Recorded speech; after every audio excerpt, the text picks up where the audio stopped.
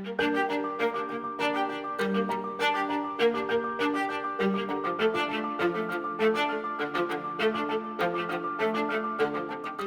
and welcome to Fireside Chats on Nomura Podcasts. I'm your host, Jordan Rochester from the Global Markets Research Team. And in this episode of our Fireside, we'll be talking with Rob Subbaraman and Sonal Varma on their thoughts for why Asia should be the outperforming region in the global economy this year. I'll be asking them why Asian economies are set to stand out this year, given the potential for vaccines and the reopening of the global economy, what this means for their views on inflation, policy rates, and the potential areas that traders should be focused on. And then, of course, what risks there are to this optimistic view, and if there are any other structural trends running in the background to note as well. Well, first of all, hi, Robinson. Now, it's great to have this conversation with you on Asia. As can be the case at the start of the year, we get a lot of questions as to which region, which sector is likely to outperform. And with that, a lot of folks in lockdown as well, there's certainly a lot more time to think about these questions. So I've had a read of your recent research notes, and I just want to read out a couple of the titles for people listening to the podcast, because I think the two of you are trying to say something. So we've got the first one was Asia to extend its lead in the race to recovery. The boom in Asian exports is set to continue, and a resilient Asia powers ahead. Pretty optimistic titles. The message is quite clear. So Rob, why are you and the team so bullish on Asia? Is it the underlying natural rate of growth, the demographics, or is it more short-term and to do with the business cycle? Is it this back to normal vaccine trade? Is that why we should be overweight Asia instead of other regions such as Europe? Well, firstly, Jordan, great to be here and be on our first podcast for 2021. To your question, it's actually both. It's short-term and long-term, we are bullish on Asia. So let me go through some of it. I'd say short-term, it's pretty simple, really. The Fed says it in its statement every month now that the path of the economy is going to depend on the course of the virus. And you look at what's happened across the regions, and Asia, led by China, has handled the pandemic much better than other regions. And so the economies have been able to function much better. I think in addition to that, Asia is a bigger manufacturing hub. And so, this pandemic has really affected the services and contact services. It's less, that sector is less significant in most Asian countries than, say, US and Europe. And Asia's a huge exporter of electronic products. And, in this new environment we're in, everyone working from home, needing to, re-equip their household with a lot of electronic gadgets like we're using now at home, has been a big boon for Asian exports. I'd say also low oil prices is good for Asia, and that certainly helped. Looking longer term, the reality is Asia is still a developing economy. There's still a lot of potential to move up the value-added ladder if Asia does the right things on policies and structural reforms. And, in its favor, over half the world's population is here. So Asia should, I think, continue to recover faster than the rest of the world. And in terms of 3-5 year outlook, I think Asia growth is going to be substantially higher than the rest of the world as well. Well, there's optimism there, clearly, from the cyclical and structural side. But then there's also the markets, Rob. And I want to ask a bit about this because it does feel a bit like 2009 again. So we've had the big hit in 2020. We had the big hit in 2008 with Lehman Brothers. Could this be like 2009 again? So after the Lehman Brothers global financial crash, we had the everything rally. We had big stimulus from China at the time. We had the bailouts, of course, and emerging markets and commodities as well really did outperform in 2009. Now, I have to ask this question because it's not so simple as comparing the two, because 2020 actually was the everything rally, but just from the lows of March and April onwards. So my question to you, Rob, is have we already seen the big economic and market upswing? And could 2021 actually not be like 2009? Could it be more like 2010 when we had the Euro crisis start to build up and the cracks might start to show up as that fiscal and monetary easing starts to slow down? Yeah, very good question and a very tough one to answer, Jordan. I would say there's still room for the risk rally to continue for a bit longer. And I would say an important driver is that we haven't got to the other side of the pandemic yet, right? So vaccines are just starting to roll out. Still a bit of uncertainty of whether it's going to be successful or not and how soon. If they do turn out to suppress the virus, and our vaccine turning point is the second quarter, and markets tend to anticipate these things earlier, I think there's still a bit of juice. But, to your question, I think it is interesting. If you look at last year, economies were terrible and markets rallied so much. And that was because there was so much stimulus. This year, as we get into the year, and especially second half, it is possible it's the other way around. As the economies come back, the policymakers will start to be thinking about exits. And of course, markets preempt that. So, there's two things I'd say. One is, as the economies come back, we could get inflation picking up and the Fed tapering earlier than people think. Another thing that could happen is as the economies come back, governments start to step away from the massive support they've been doing in terms of subsidizing, in terms of forbearing rent, in terms of unemployment benefits, in terms of even banks, in terms of their lending. There've been a lot of debt forgiveness and forbearance in terms of interest payments. If that all starts to change, we could see more defaults, and particularly if inflation's going up and market rates are starting to move up, and that could lead to a credit crunch. So I guess what I'm saying is there are risks in the second half: inflation, credit crunch, and the third one I'd say is geopolitics, US-China tensions getting worse again.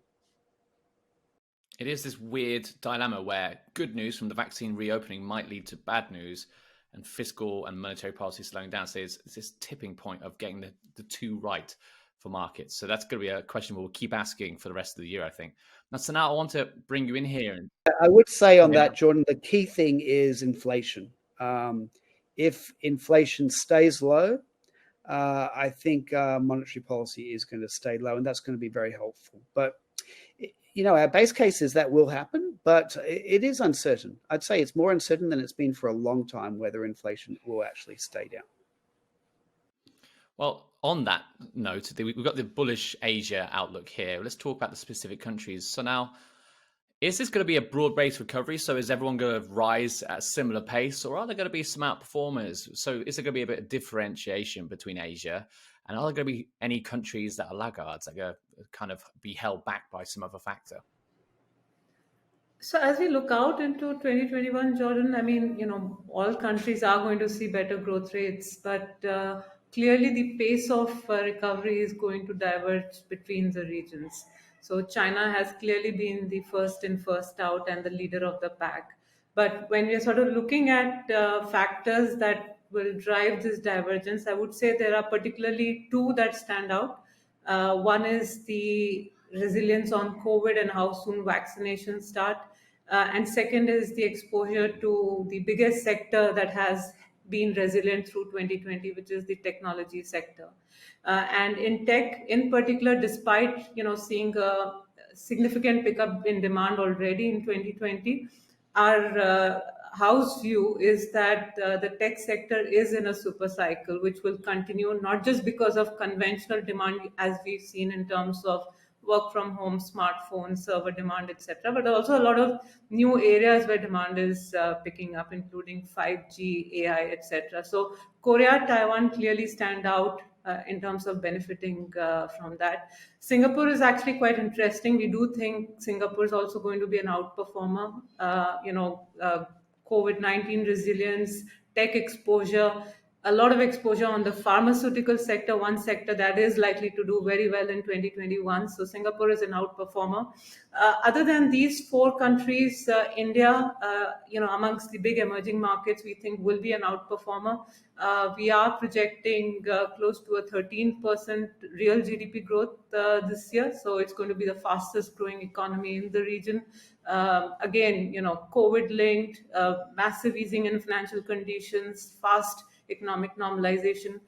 But there are, of course, laggards in the region. The two that I would say clearly stand out as laggards are Philippines and Thailand. And Thailand, in particular, given its exposure to the tourism sector, a lot of political unrest sort of going on here is going to be a big laggard. So everybody picks up, but it's going to be divergent in terms of pace. So for folks listening at home on the podcast, on the video version on nomuraconnects.com, we just had a chart up while Sonal was talking about that, showing that timeline. So which countries get back to their pre-COVID-19 levels.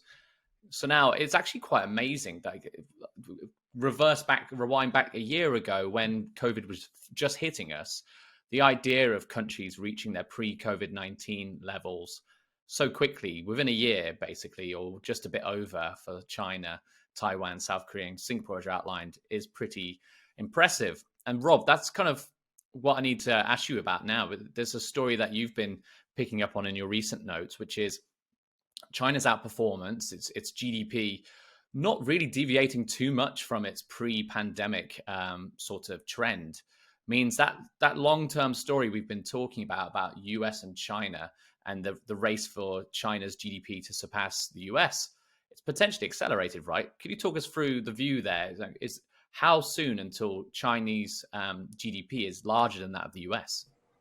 Yeah, I think, Jordan, it's a big thing. I think China, when it overtakes the US in terms of nominal GDP in US dollars, has been brought forward hugely. So what I did was I looked at the IMF projections, and if you go back to October 2019, so before COVID, and look at the projections, they have them out to 2024.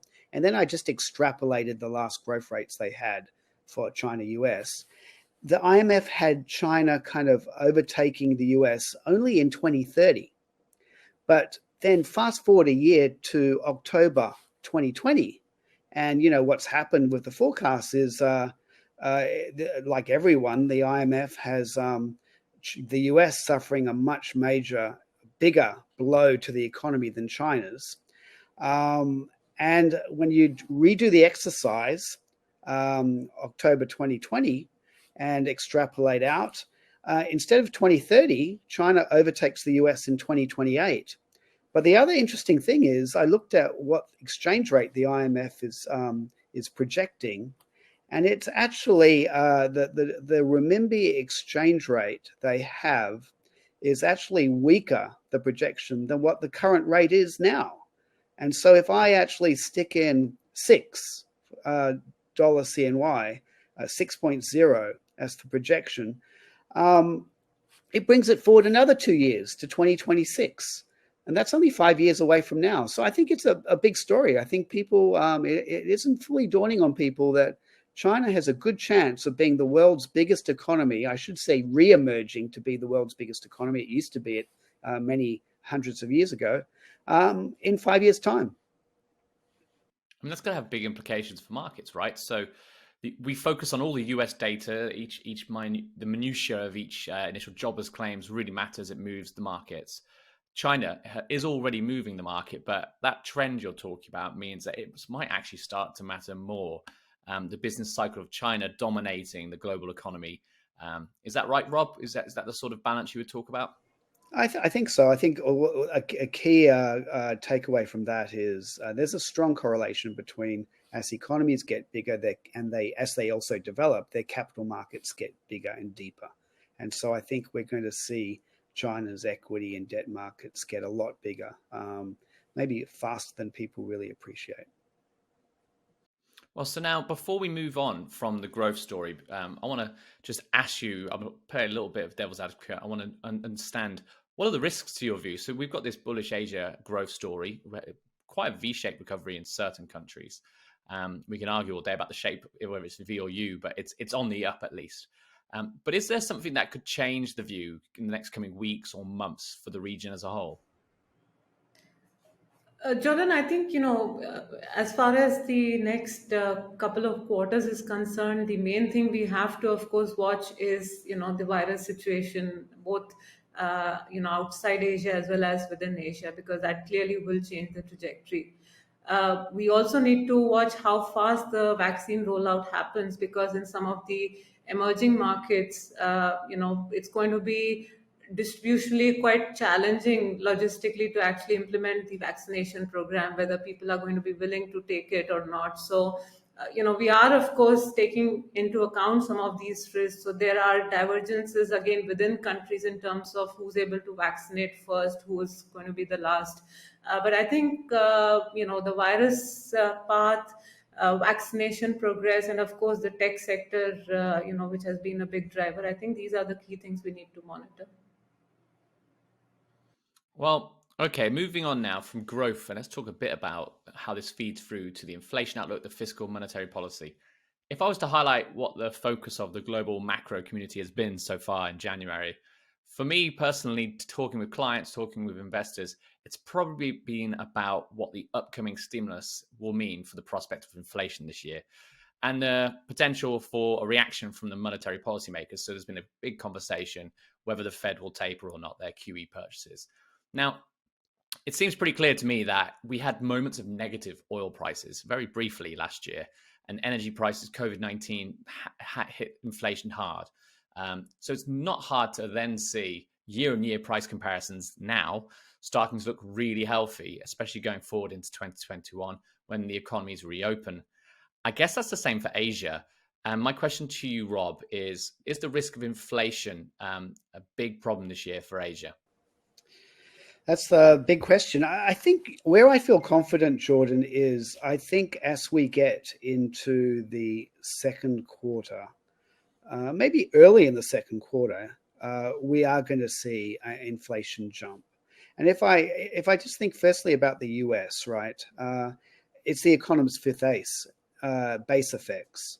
Inflation in Q2 last year was very low because it was hit so hard by COVID.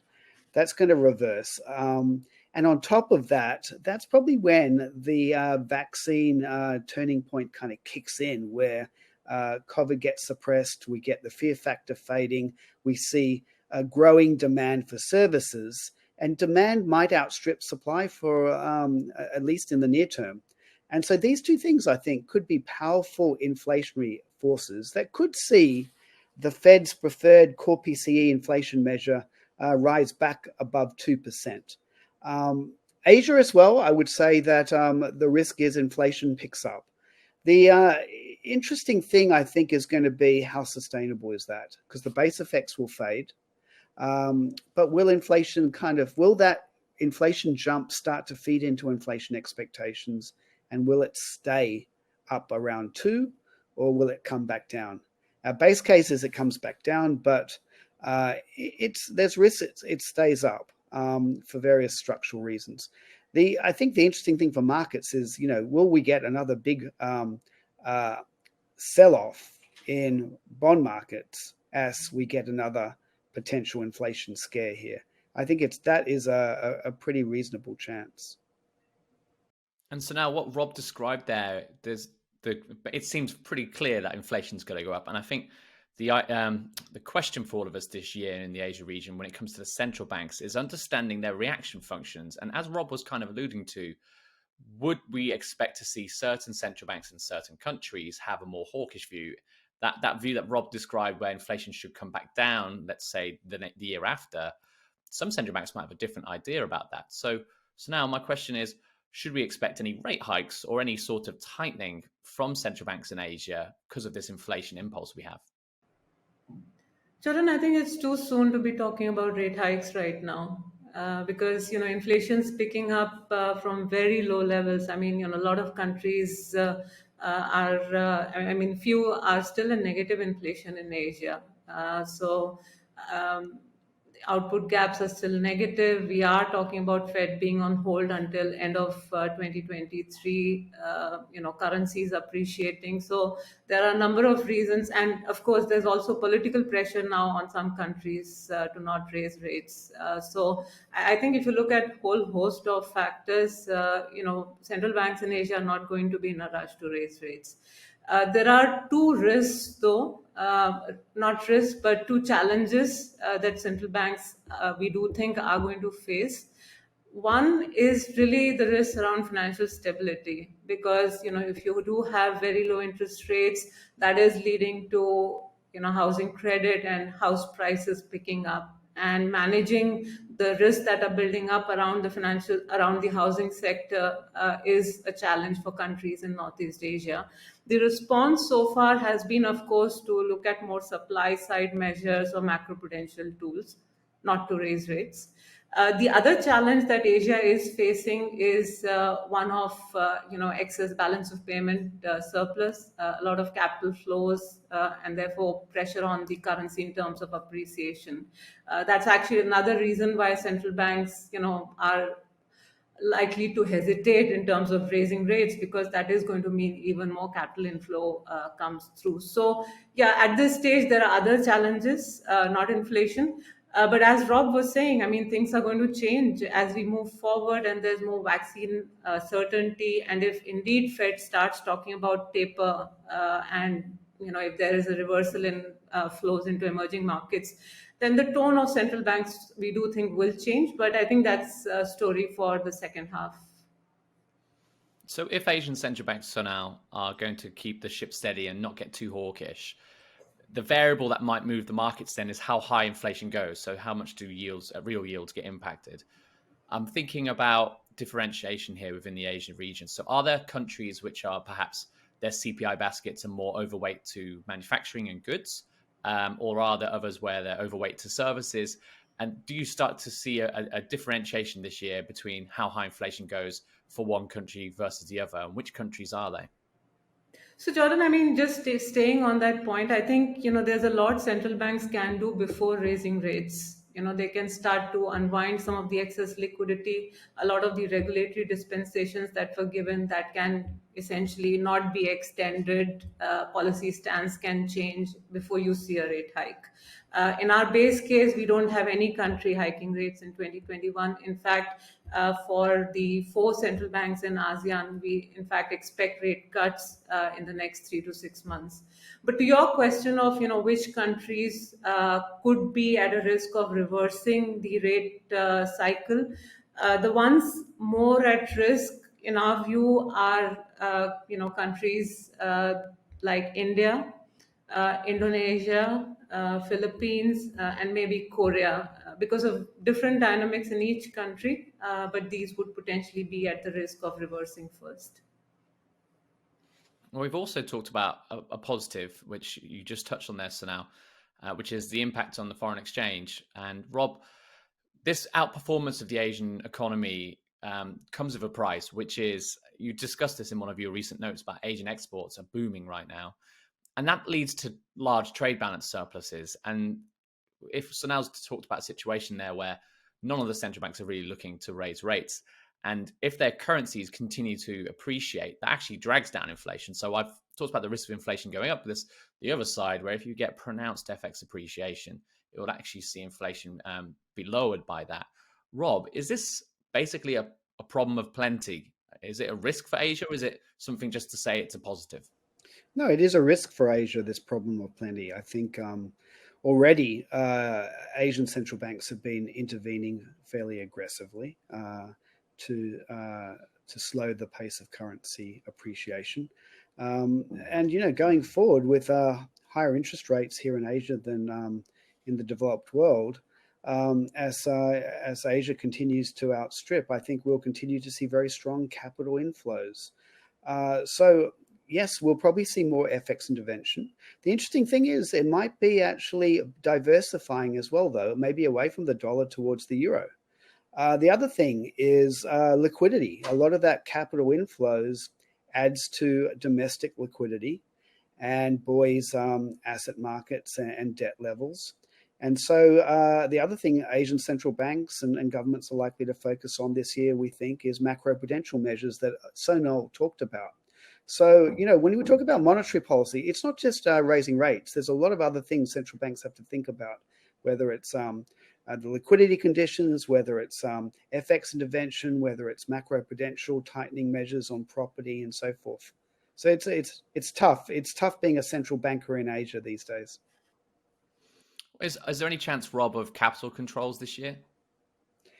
I wouldn't put it. I don't. I think that's kind of more like a last resort. I think Asia has seen the benefits of more flexible exchange rates. Capital controls and fixed exchange rates. That was the cause of the Asian crisis. So we've learned some lessons here. I think what has become more popular over time has been macroprudential measures. And so now we've talked about growth, we've talked about inflation, we've talked about central bank policy. There's one thing I forgot to ask, which is about fiscal policy. Do you see any countries changing their fiscal policy substantially this year? And what does that mean for the outlook?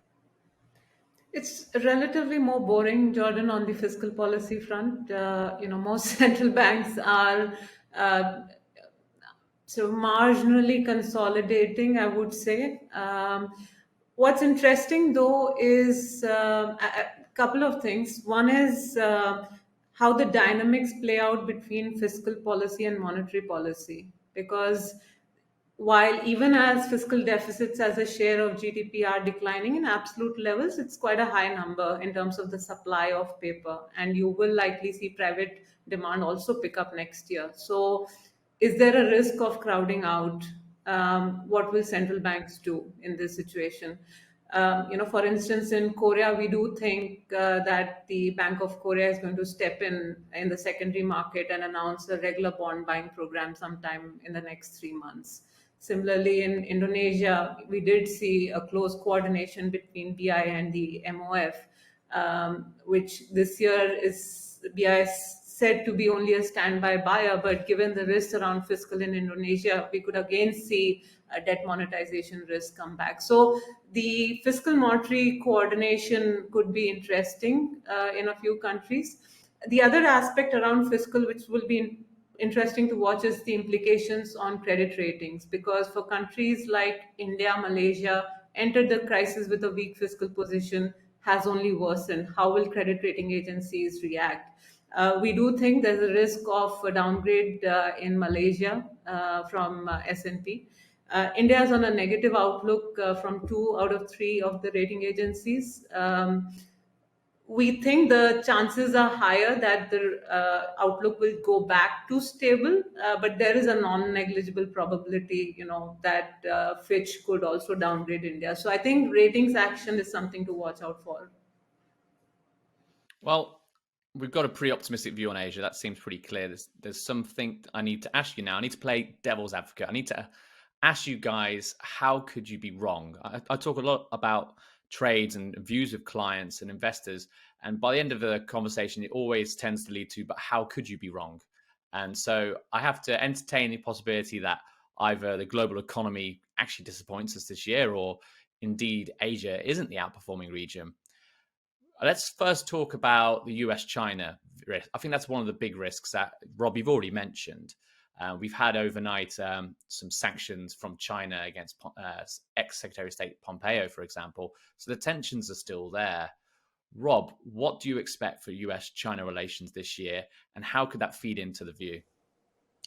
Well, I think in the short term, so coming months, our view, and I'd say the consensus view, is there's going to be a honeymoon period in US-China relations, because China's going to, wait to see what Biden and his administration's moves are. And really, Biden's very focused on, the domestic challenges, particularly getting COVID under control. So I think, we've had a flurry of executive orders and so forth from the Trump administration. I think that's going to ease off, and it's going to be kind of all quiet on the US-China front for a little while. In the second, after that honeymoon, then I think it's a lot more uncertain, and I think there's two-way risk. On the On the positive side, the US and China could find ways to negotiate, and in a less combative way, around climate change, around health, global health. There could be more agreements around trade as well, and maybe some reduction in the US tariffs on China. That's the positive side. On the concern, I would say, on the negative side, the downside risk is the US really forms, strong alliances with its allies. Instead of just the US against China, it's a more concerted coalition of the willing against China, and particularly focused on technology and human rights. And that potentially could be an even stronger, powerful force than what we've been seeing against China. And then the tensions could come back very strongly, and they could be various hotspots, including one that I worry about, and that is Taiwan. We've had a massive hit to growth. We've got a potential V-looking like recovery in certain countries, but there's got to be some scarring effects, right? So now, I think to the conversations we had last year, there's been some high-profile defaults in China, for example, of state-owned enterprises. And those defaults are going to be elsewhere. What are the scarring effects in Asia that you expect to see this year? Yeah, Jordan, I think this is extremely important because, even the true sort of scarring effects of COVID, if they are there, potentially will be visible this year. Because, in Asia as well, we have seen a K-shaped recovery where, the bigger firms have done well, SMEs have suffered. The countries with a lot of unorganized sector workers are facing, labor market issues, joblessness problems. The better off have done well. So when we look at, these scarring effects within Asia, the labor market has broadly suffered. What has surprised positively relative to expectations is, we haven't seen that many bankruptcies, and the extent of bank bad asset buildup that was feared, the banking results seem to suggest it's not as bad as feared. Now, the risk is, of course, that the reason you've not seen this is because of the forbearance that has been given. And this forbearance is going to go sometime soon. So I think 2021, while we are talking about the cyclical recovery gaining momentum, the key risk we need to monitor is whether these scarring effects do start to show up. So that's something we will be closely monitoring. I think the other thing to watch, of course, is, the issue of debt buildup that was there pre-COVID in, corporate sector in countries like China, Hong Kong, or, household debt buildup in other countries in Asia. COVID has accelerated, debt buildup. And therefore, as Rob was talking about, if there is a reversal in policies globally, how domestic policymakers react. I mean, this could bring some of the credit risks to the fore. So I think we need to monitor some of these medium-term risks. We spoke earlier about your view of how the Asia export boom should lead to a very healthy balance of payments, and you can see that already evident in the data. Rob, I want to ask you about this a bit more and challenge it, because what if we see a massive boom in commodity prices, for example, and we start to see Asian net importers of energy and commodities, their balance of payments perhaps doesn't improve as much as the export story would suggest. What is the risk of a balance of payments crisis in the next few years to come? I would say it's fairly low in Asia. I think it is true that the current account surpluses are probably going to many go back into deficit, because as economies recover, imports pick up, and also, as you say, commodity prices as well. We're a big importer of commodities, so we could go back into deficits.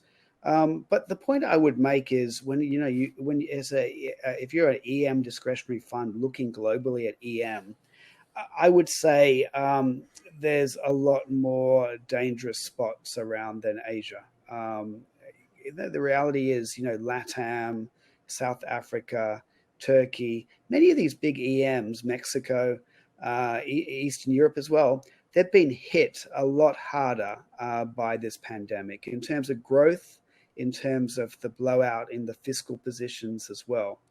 And I think the bigger risk for EM is actually we do get US bond yields shooting up higher at some point. And then there's a reassessment of risk in EM, right? This hunt for yield and so forth. There's been no focus on risk. And if that comes back, I think there is a risk that we do see some balance of payments / exchange rate crisis in EM. It's quite extraordinary through this massive, deep recession and huge deterioration in economic fundamentals. We haven't had many EM crises yet. So I think that is the risk going forward if I think in particular US bond yields do spike higher this year. Well, let's finish up this podcast with just the last question to Sonal. Sonal, when I started the year, my focus being on the euro area, of course, it seemed like everyone was long euro, everything was fine, everything was dandy. And then we had German, Dutch, and then Italian politics all cause a bit of a wobble for the outlook. In Asia, is there any other potential risks when it comes to domestic politics to note?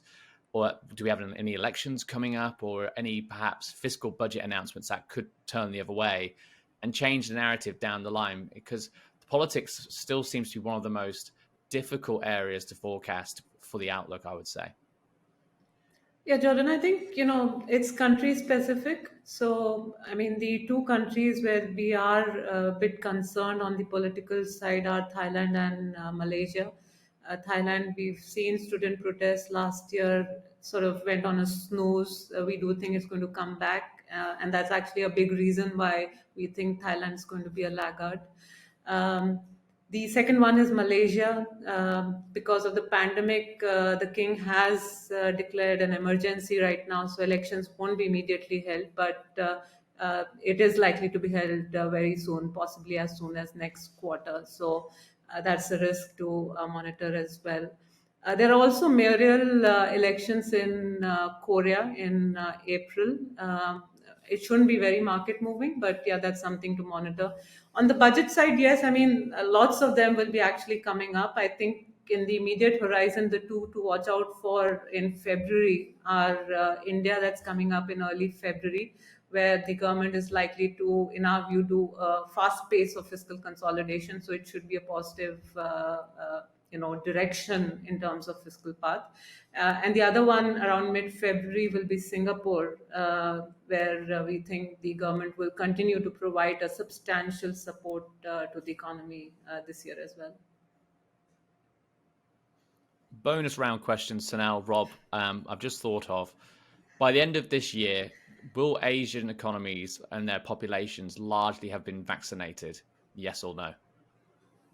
Well, the largest country is India and China. I mean, the largest population, right, Jordan? And Rob, I recall we, did this table in our outlook with our estimate of what percent of the population will get vaccinated by end of 2021. And about 20% is China and 30% is India, Jordan. So basically tilts the scale for Asia. But one country where we're both based, Singapore, probably will be 100% vaccinated. All right. Well, with that, guys, thank you very much for joining the podcast, and that's a wrap. Thanks, Jordan. Thank you. So those are the views from us, those are the trades from us, and that's the Fireside with Sonal and Rob. Thank you for listening into the podcast. If you enjoyed listening to the show or want to hear more from Nomura's economists, researchers, and investors, please like and subscribe to Nomura's podcast on Apple, Spotify, and SoundCloud, or wherever you do get your fill of podcasts. If you're feeling generous, please do leave a review on your podcast store of choice, preferably a nice one. And please do log on to nomuraconnects.com to keep up to date and keep on listening. Thanks, goodbye for now, and stay safe.